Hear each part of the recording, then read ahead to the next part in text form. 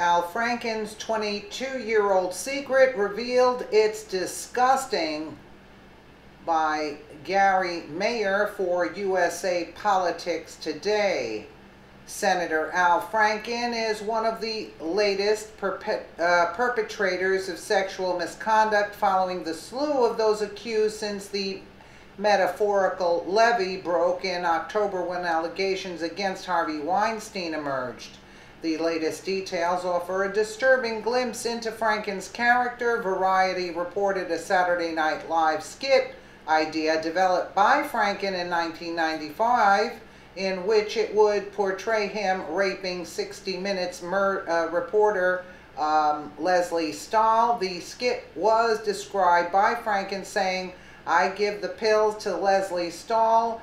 Then, when Leslie's passed out, I take her to the closet and rape her." Or, "That's why you never see Leslie until February." Or, "When she passes out, I put her in various positions and take pictures of her." The skit, which never aired, was described in a magazine feature of Saturday Night Live in which Franken and other SNL writers discussed parody ideas for Andy Rooney. Along with writers Norm Macdonald and Jim Downey, Franken discussed a skit first involving Rooney finding a bottle of sedative pills and what sort of fictional responses would follow. That Franken's creative thinking led him to rape is disturbing in itself. The details were revealed back in 2008 during Franken's Senate campaign. Republicans were criticized for their opposition research efforts that led to the revelation. Franken's Playboy column from 2000 titled Pornorama was also recounted, in which he described a fictional sex organization enabling sexual acts with humans and machines. Several additional troubling quotes were outlined in which Franken degenerated women. Minnesota State Representative Laura Brode, Republican, said at the time that the details revealed a pattern of behavior which is not suitable for a U.S. senator. The behavior, however, did not appear to alarm Minnesota voters. Franken won the Senate seat in 2008 by a slim margin. He was re-elected to a second term in 2014. Now that sexual allegations against Franken have emerged in the past week, some are going so far as to defend him.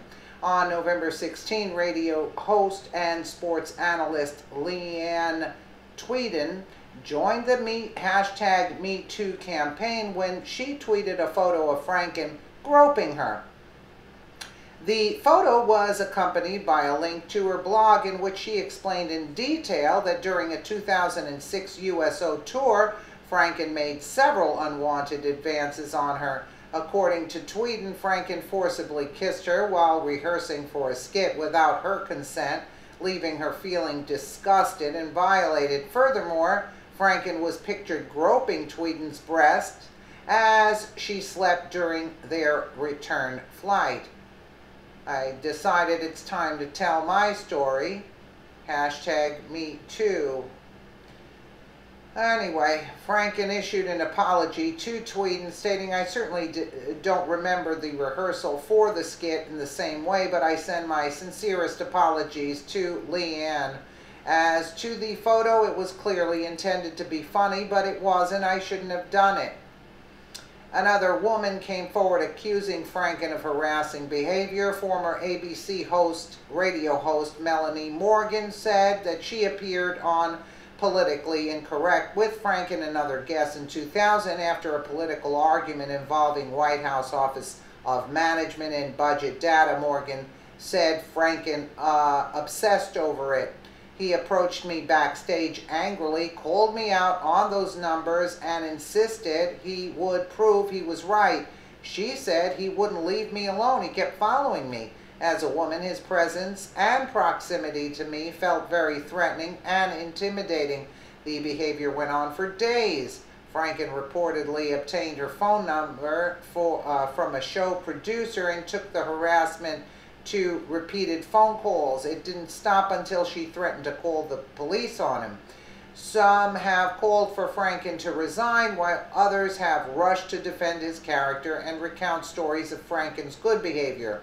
Franken himself has asked for an ethics investigation, saying, "I will gladly cooperate." It's unclear at this point whether or not Franken will resign. This record of behavior is certainly troubling. That an individual who became a U.S. Senator has made so many perverted, lewd, unwanted, and harassing advances is disgusting in itself. It's even worse he did so while violating the privacy and dignity of others for his own personal gain and for the sake of humor. It begs the question, how can he effectively work on behalf of his constituents and represent them when he clearly cannot distinguish between right and wrong? If Franken is as apologetic and remorseful as he claims, he will do the right thing and resign so Minnesota voters can choose someone who will defend their best interests. I don't know what to say about this. I mean, he was a comedian. I don't like Al Franken, actually, because he's actually, from what you hear, he's obnoxious. That's what I would say. And he's and he's a Democrat, so he must be off the wall anyway. He's not supposed to be a senator.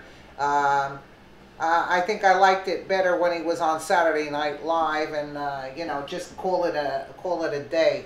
Let me know what you guys think in the comments below, and again, thank you so much for watching.